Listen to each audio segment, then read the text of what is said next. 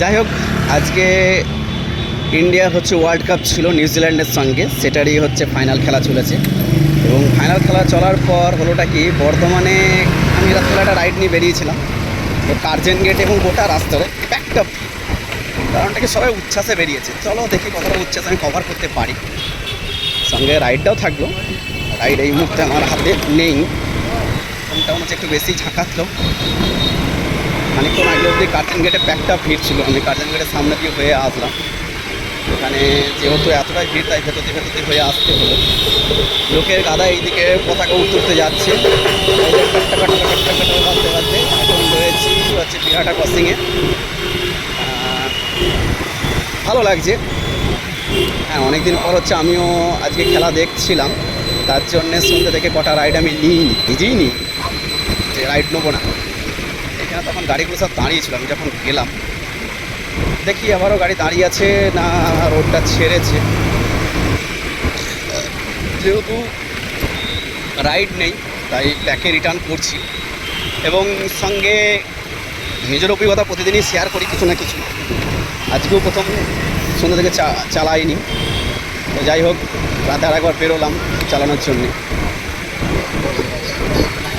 কতটা কি ইনকাম হবে না হবে সেটা আলাদা বিষয়, কিন্তু শেষ যে ভাড়াটা নিলাম, ঠিক নামটা মনে নেই, যাই হোক আর কি, যাও একটা হবে, দেখলে হয়তো শুনতে পাবো।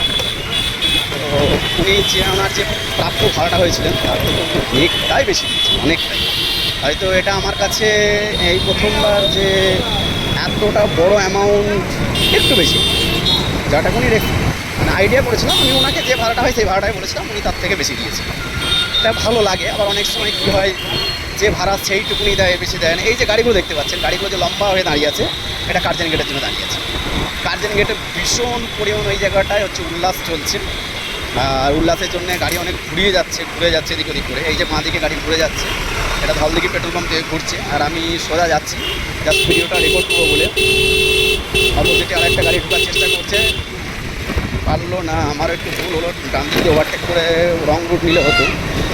আমি মাঝে মধ্যে লোকজনকে বলি রং রুট না নেওয়ার জন্য, আমি নিজেও মাঝে মধ্যে নিই, অথচ সেটাকে রেকর্ডিং করার জন্য, অন্য কিছুর জন্য নিতাম না।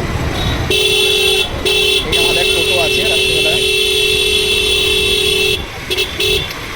ঘন্টা না দিলে হবে না, কারণ আমাদের বর্তমানে রাস্তা তো গাড়ি হালকা হালকা যাচ্ছে মনে হচ্ছে। দেখা যাক কতদিন আমি আটকাই, মনে হচ্ছে আটকে যাবো। যাই হোক দেখি, তবুও গাড়ি তো চালাচ্ছি। এদিকে কি কাটায় আছে? হ্যাঁ, একটা কাটায় আছে, এই কাটায় দিয়ে পালিয়ে যাবো পাই করে রং রুট মারতে মারতে।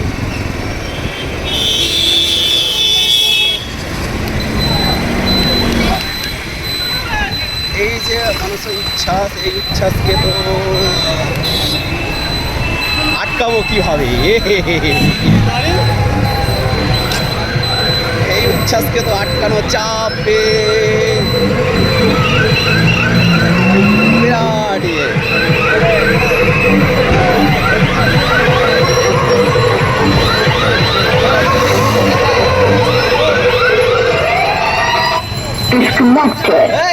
কানেক্ট করো।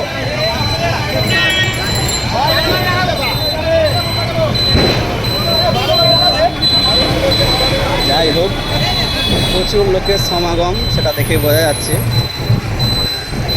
কতটা দেখাতে পারছি জানি না।